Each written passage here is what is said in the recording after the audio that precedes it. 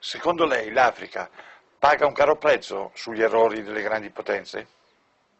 We end up with injustice, we end up with corruption, we end up with poverty, we end up with the worst possible things, we end up with the image. I don't have to tell you the image that you have in Africa. I don't have to tell you. Listen, when I was in office as an Air Force pilot, I went to school and trained in the cities. When I became an Air Force pilot, I had the opportunity to travel around the country. That's when I saw there is a big difference between those of us living in the cities and the mass people who feed us living in the rural areas.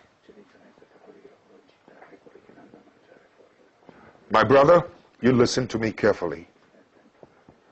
The water they drink in those rural areas is such that the water you use to flush your toilet, the water we use to flush our toilet in the cities is much cleaner than the water they drink in the villages. No clinics, no hospitals, etc. No headache, no needles to even sew their clothes.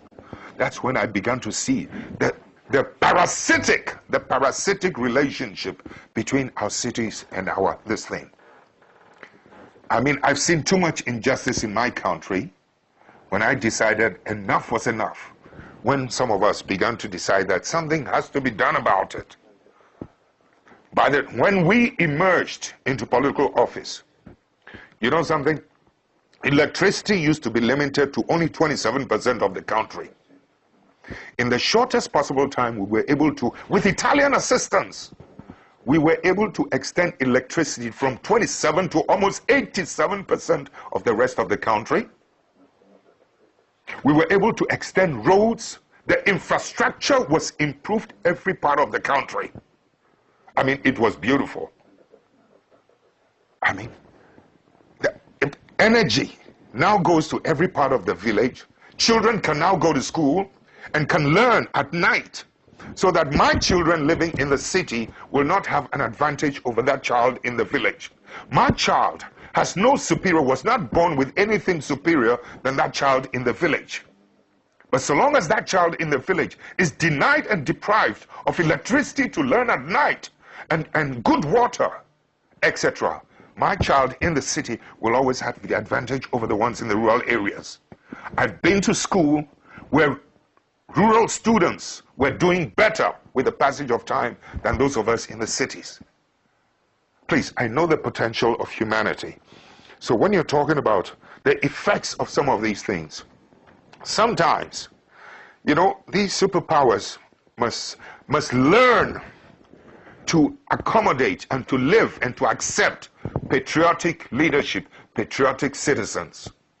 Too often, they're happier with people who are not patriots. But you, in Europe, excuse me, don't get angry, you never seem to know the role that some of your bad businessmen, you have good businessmen, and I respect them, but some of your bad businessmen are always doing bad things on our continent. And it's our people who suffer.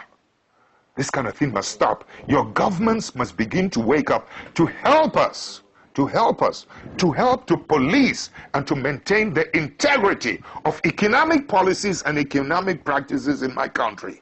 Your country must help us to protect the judiciary in my country. Your country must help us to